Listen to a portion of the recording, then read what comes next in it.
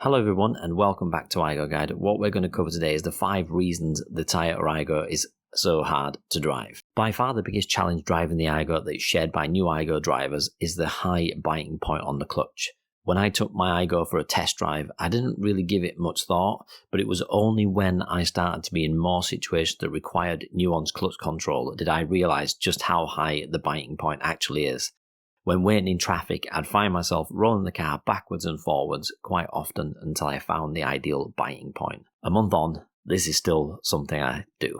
One thing I've noticed, which is echoed on Toyota forums, is that people coming from diesel cars in particular have a hard time getting used to the very high biting point of the Aygo. This was certainly the case for me, coming from a 2005 Audi A3. The biting point on that was really easy to find, and it's taken me about 2 or 3 weeks to get used to the biting point on the Aygo.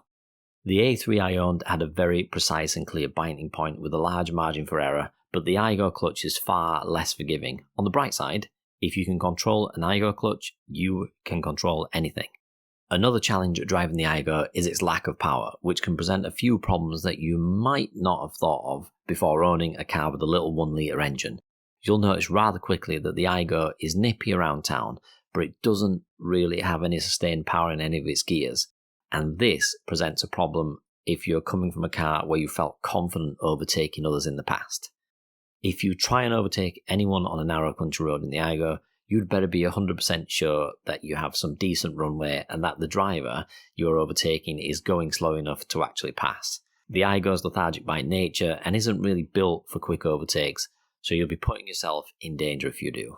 Merging on the motorway can be a cause for concern as well if you don't get up to speed quickly. In my experience, the Aygo has no issues travelling on the motorway at speed, but it's always a good idea to get up to 60-70 miles an hour before you actually merge onto the motorway, just so that you can comfortably slot into the car in front of you or behind you without causing them any untoward duress. Speaking of duress, one thing that won't cause you any untoward duress, and if you're liking this video, is to drop a like on it. That would be very much appreciated. One challenge driving the Aygo I didn't anticipate is its weight or lack of it. When you turn corners, you don't want to turn them too tight as you feel the Aygo may wobble or worse, flip over entirely. Now, it may be a bit dramatic, but it certainly feels like when you take a corner a bit too quickly. Now, this is purely down to the Aygo's weight. The Aygo is quite literally as light as a feather. My 2014-2015 Aygo only weighs about 840 kilograms, which is much lighter than the Audi A3 I came from, clocking in at 1,360 kilograms, and you do feel it. This doesn't just translate into how the Aygo drives around town, but how it handles on the motorway too. When you're caught in a crosswind on the motorway, it can be a challenge to keep the car in the lane you're in, and it's always advisable to slow down if you're having a bit of trouble keeping it in a straight line. You'll also feel the car get pushed and pulled around when you pass larger vehicles, but it shouldn't cause you too much concern.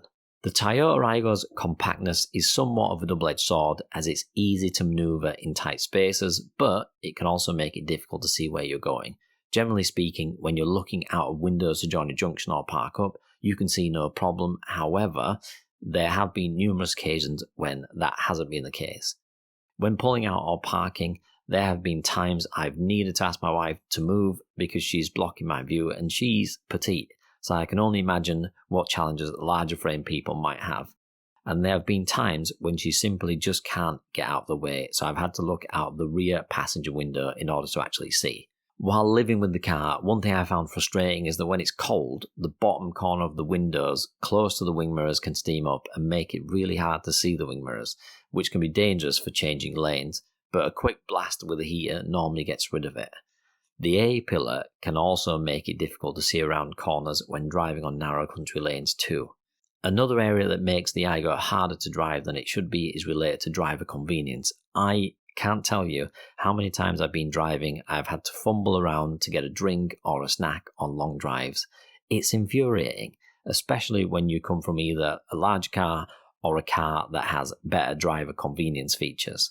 In the Aygo, the gear stick is right in front of the cup holders, and if it's dark, you can easily find yourself knocking the gear stick just to get your drink.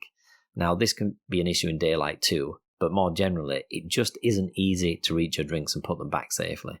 Perhaps this gets easier with enough muscle memory, but I feel like I'll need to look for an aftermarket solution that fits my needs better. One thing I can say I definitely missed from the A3 was the armrest, because it allowed me to have support while I changed gears. A bit of a first world problem, I know, but it makes driving easier. Being small, the Aygo doesn't even come with an armrest, so if you need one, you'll need to retrofit it yourself, which is what I did. And after fitting it, it still didn't give me the support I needed, because the one I bought was too short, as are a lot of them, and they lack the strength and rigidity to actually support your body weight. But they do provide an extra bit of storage, which is very much needed on the Aygo, as it's not very accommodating this way at all. In summary then, there are always challenges when you buy a new car, and that's no different with the Toyota Aygo. What makes the Aygo so hard to drive initially is the high biting point on the clutch, getting used to its lack of power, accommodating for how light it is on the roads, the difficulty present with visibility in certain situations, and the lack of space that makes driving convenient. And given all of this, you might be thinking that I'd have sold my Aygo and moved on to something a little bit easier to drive. But I haven't. The Aygo isn't without its quirks, but I absolutely love it. And speaking of quirks, if you want an idea of how noisy the Aygo is, then this video is for you, and I'll see you there.